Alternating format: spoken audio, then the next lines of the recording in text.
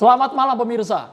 Ini menjadi sorotan dunia karena bukan hanya Indonesia saja yang fokus untuk mencerna informasi sebanyak-banyaknya dari Palestina. Palestina, Israel, gencatan senjata. Tapi pertumpahan darah sudah terjadi, ada sekitar 250 lebih warga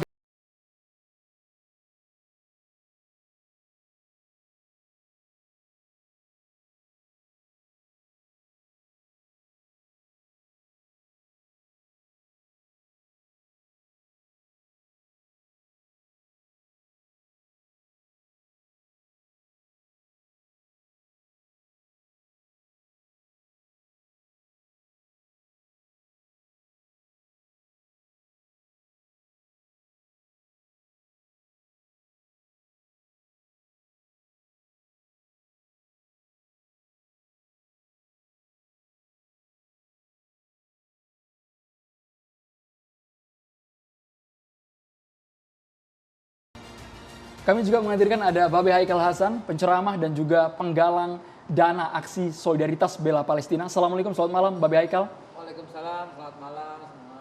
Dan juga Pak Mahfud Siddiq, sekarang Sekjen Partai Gelora. Sebelumnya kita tahu bahwa Pak Mahfud Siddiq ini merupakan mantan Ketua Komisi 1 DPR ya Pak. Selamat malam, Assalamualaikum Bapak. Waalaikumsalam, selamat malam. Minal aidin wal faizin. Minal aidin wal faizin, maaf lahir batin, Pak.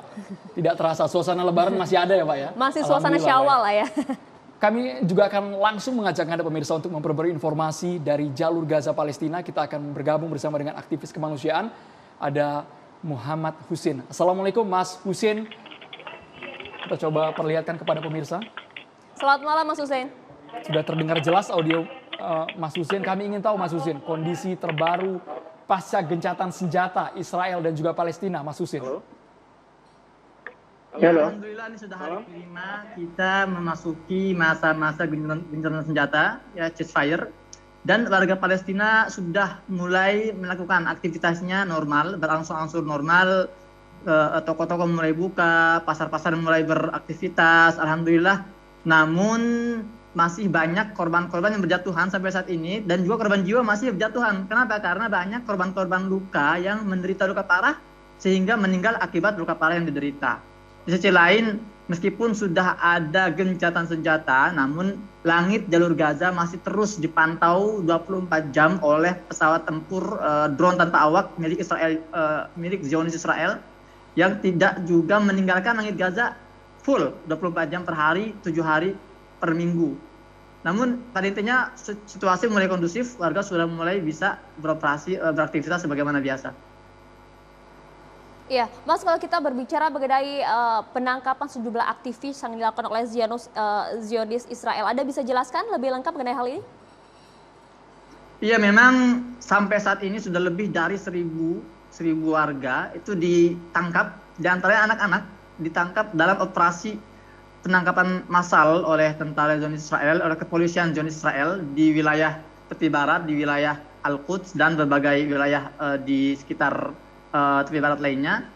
Dan ini dengan alasan bahwa para korban penangkapan ini ikut serta dalam aksi-aksi pendukung perjuangan di Gaza yang terjadi selama 11 hari.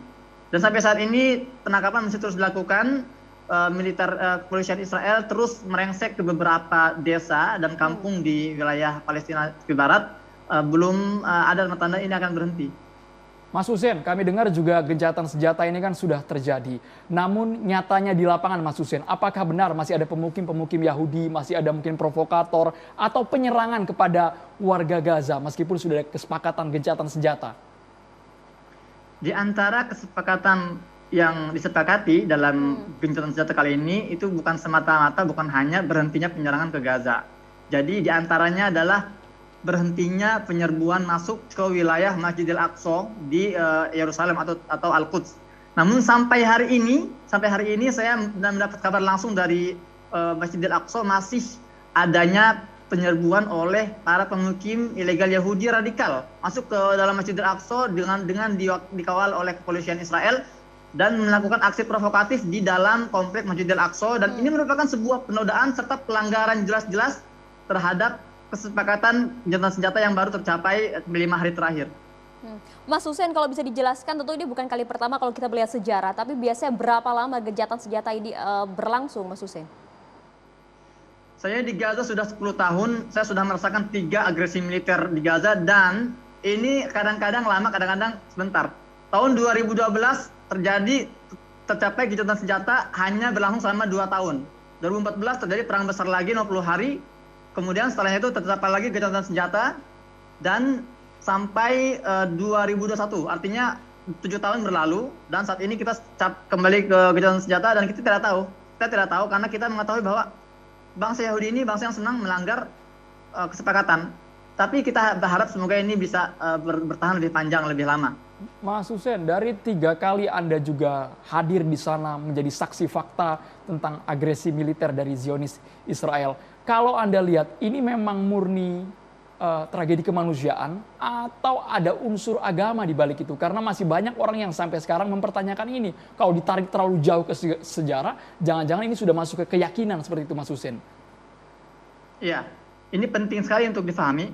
Saya juga alhamdulillah sudah selesai kuliah di kampus Gaza, di Universitas Islam Gaza. Saya sering berdiskusi dengan dosen-dosen saya yang merupakan pakar-pakar politik dan sejarah.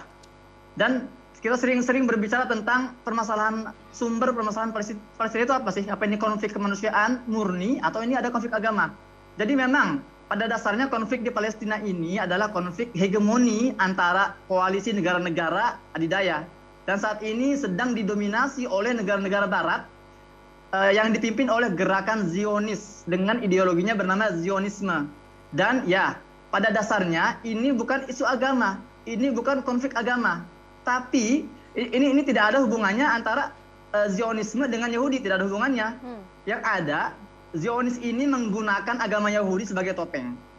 Mendompleng agama Yahudi untuk melegitimasi, untuk bisa bercokol di Palestina dengan alasan kepercayaan dan akidah mereka. Dan perlu diketahui bahwa para petinggi Israel hari ini, Netanyahu, Benny Gantz, Revin, semua itu orang sekuler, nggak beragama.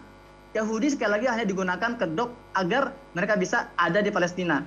Namun, meskipun ini adalah isu atau konflik hegemoni, tapi di dalamnya juga ingat ada isu kolonialisme. Ya, ini benar-benar yang sedang dilawan oleh Indonesia, yang sedang diperjuangkan Indonesia untuk tidak adanya kolonialisme di dunia.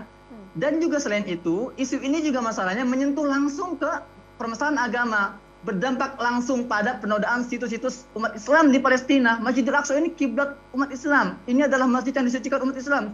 Jadi wajar kalau umat Islam di Indonesia merasa terpanggil ketika masjid mereka dinodai. Bahkan perlu diingat bahwa beberapa masjid di Palestina ini diubah fungsinya dari masjid menjadi diskotik, jadi tempat hiburan.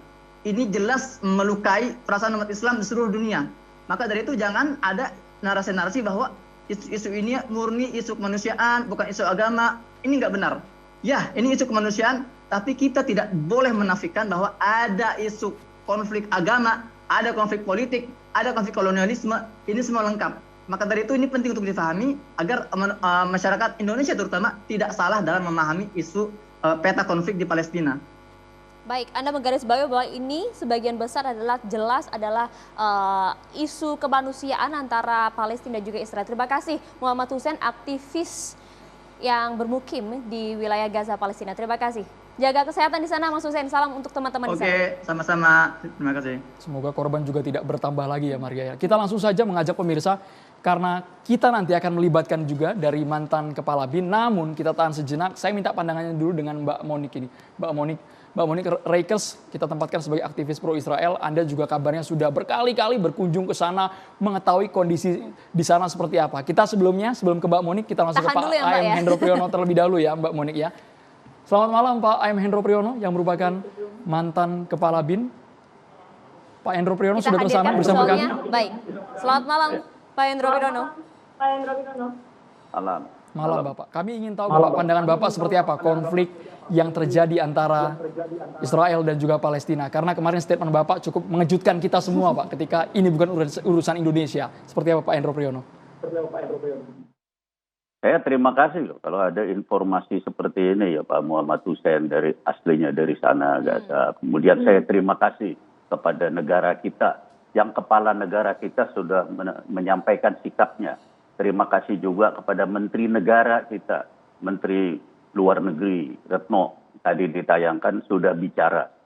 Yang pembicaraan dan statementnya itu mempunyai bobot internasional karena didengarkan oleh PBB. Sehingga ada usaha-usaha untuk gencatan senjata yang kita harapkan tentunya berhasil ya mudah-mudahan. Tapi kan saya bicara itu tidak sebagai kepala negara, tidak sebagai petugas negara, penyelenggara negara, tidak. Saya bicara sebagai rakyat biasa, anggota masyarakat. Saya mengingatkan bahwa kita jangan semuanya terpikat kepada urusan di Palestina Israel itu. Karena negeri kita sendiri, kita lagi gawat. Sekarang ini sudah 45.000 kita yang meninggal gitu karena pandemi. Jadi untuk apa kalau kita berduyun-duyun, masih rame-rame berdemonstrasi menambah klaster. Bayangkan baru berapa hari yang lalu saya ngomong 45.000 ya. Sekarang 49.000, 4.000 orang meninggal dalam waktu berapa hari. Pak Hendro. Sesuai dengan... Iya, kalau kita berbicara mengenai pandemi corona, tentunya semua negara mengalami hal yang sama. Kemudian Indonesia dilihat dari mayoritas masyarakat muslimnya, semua mata negara tertuju kepada Indonesia terkait dengan konflik Israel dan juga Palestina. Saya ngomong, kalau kita ngomong kan saya sebagai anggota masyarakat, saya minta masyarakat kita ya lihat kepada rakyat kita gitu. Kalau urusan negara kan udah ada kepala negara, udah ada menteri negara, biar dia yang mewakili negara dan ada bobotnya. Kalau kita bergerak di jalanan kayak gini, bobotnya apa? Buat Palestina juga nggak terima kasih kok, apa? Cuma secara moral aja kita kelihatan, tapi jangan lupa kalau kita terus nambah yang mati karena COVID, bagaimana? Padahal kita rakyat kita nih ya. Saudara lihat dong, dari Ambon ke Tual ke Ambon itu 7 jam perjalanan laut. Itu siapa yang bayar? Orang yang sakit kena COVID itu siapa yang bayar? Pada mati di jalan. Kemudian kalau bayar kita itu, kalau sakit COVID, yang bayar pemerintah. Tapi kalau ongkos dari Tual ke Ambon, dari Lamno ke Banda Aceh, dari Tabayun ke Sibolga, orang yang sakit, siapa yang bayar? Kan rakyat. Itu juga kita perlu lihat rakyat itu, kita bantu masyarakat kita itu juga lihat dong kepada diri sendiri. Sekarang ini kita empat orang tiap jam meninggal. Tentunya kan hal itu juga menjadi fokus negeri ini begitu Pak Hendro. Tapi kalau misalnya kita lihat informasinya pimpinan Hamas juga sempat berkirim surat dengan Presiden Joko Widodo untuk meminta dukungan terhadap Palestina. Itu bukan urusan yang saya bicara. Saya bicara sebagai rakyat dan anggota masyarakat. Saya menyerukan kepada masyarakat kita ingat keadaan ini. Karena saya juga berkegiatan di situ untuk melihat rakyat kesulitannya. Mereka butuh uang 10 juta sampai 15 juta ongkos orang kalau sakit COVID. Dan sekarang ada 110.000 yang dirawat di rumah sakit dalam keadaan serius. Mereka butuh dana, mereka butuh perhatian. Pemerintah sudah kasih perhatian kepada masyarakat. Tapi karena persoalan ini persoalan masyarakat banyak juga yang tidak terjangkau seperti yang saya sampaikan. Tolonglah masyarakat dan kalian ini yang pembawa berita nih, para wartawan, jangan yang terus-terusan diangkat itu tidak ada urusan masyarakat kita yang jauh dari Pak Hendro. Dari kampung saya aja, dari Tanjung Selakor ke Banjarmasin. Baik. Itu nggak pernah ada yang tahu orang meninggal berapa di situ kena COVID. Ngangkut di situ tidak ada usaha. Saya bicara sebagai masyarakat, bukan sebagai penyelenggara negara. COVID, Pak, kami sepakat karena media setiap hari terus memberitakan update COVID, korbannya di mana, bantuannya seperti apa. Tapi kami ingin tahu, tadi Pak Hendro menempatkan diri sebagai masyarakat. Dasar argumennya seperti apa, Pak? Sehingga Indonesia tidak harus ikut campur dengan urusan Israel dan Palestina, Pak. Rakyat kita itu sangat menderita, tidak bisa bayar 10 juta kalau sakit. Sakit COVID, saudara tahu, 10 juta bayarannya. Belum tentu sembuh. Duitnya dari mana? Itu saya mengingatkan aja begitu sebagai masyarakat. Saya tidak mau ikut campur penyelenggara negara. Meskipun sebenarnya dukungan ini justru datang dari masyarakat itu sendiri. Saya tidak mau ngomong urusan luar negeri, saya ngomongin urusan masyarakat.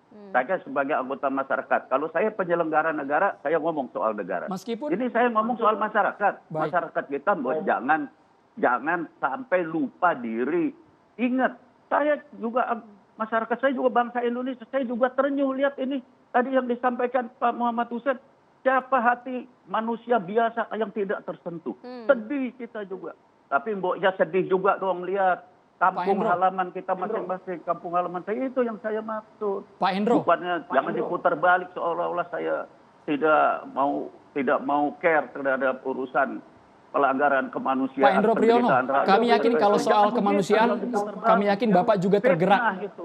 Pak Hendro, kalau untuk saat ini, Pak Hendro Priyono, Anda melihat kan angka sumbangan aksi solidaritas bela Palestina itu sudah ada, Pak. Dan bahkan sebagian sudah disalurkan ke sana. Bagaimana tanggapan Bapak? Itu silahkan aja. Saya senang juga ada sumbangan. Tapi jangan lupa dong nyumbang juga di kampung saya, di kampung kamu, kampung saudara-saudara sekalian. Lihat dong di situ. Saya lihat di Banjarmasin, itu kampung halaman saya lihat bagaimana rakyat juga di sana menderita. Juga masyarakat harus bahu-membahu untuk membantu juga. Jangan semuanya diserahkan pemerintah. Kan banyak yang tidak terjangkau seperti yang saya bilang itu tadi. Itu pemerintah tidak bisa menjangkau sampai semuanya. BPJS saja belum bayar di banyak rumah sakit. Bagaimana rumah sakit mau melayani rakyat kita? Fokus saya itu. Jangan diputar-putar seolah-olah saya tidak care dengan permasalahan di Palestina, Israel. Tidak. Masalahnya saya ngomong sama siapa? Saya kan ngomong sama masyarakat. Ya, Bangsa saya. aksi solidaritas tentunya menjadi pilihan masyarakat itu sendiri. Kita, Bapak pun juga menghargai hal ini. Tentunya fokus terhadap negeri ini juga kemudian harus dikedepankan begitu ya. Terima kasih banyak Jenderal TNI Purnawirawan Hendro Priyono. Selamat malam, Pak Hendro. Malam. Tadi sudah banyak ya, Maria, yang digambarkan oleh bagaimana sudut pandang AM Hendro Priyono. Kami nanti akan meminta pandangan juga dari Mbak Monik dan juga Pak Sulaiman. Pertanyaan jangan lupa ya, pertanyaan untuk masyarakat kita Karena buka. masyarakat juga dapat kemudian bergabung bersama kami di studio untuk bertanya langsung, memberikan pertanyaan-pertanyaan melalui Twitter @catatandemokrasi. Kami tunggu hingga nanti di akhir acara, tapi usai jeda kami akan kembali sesaat lagi.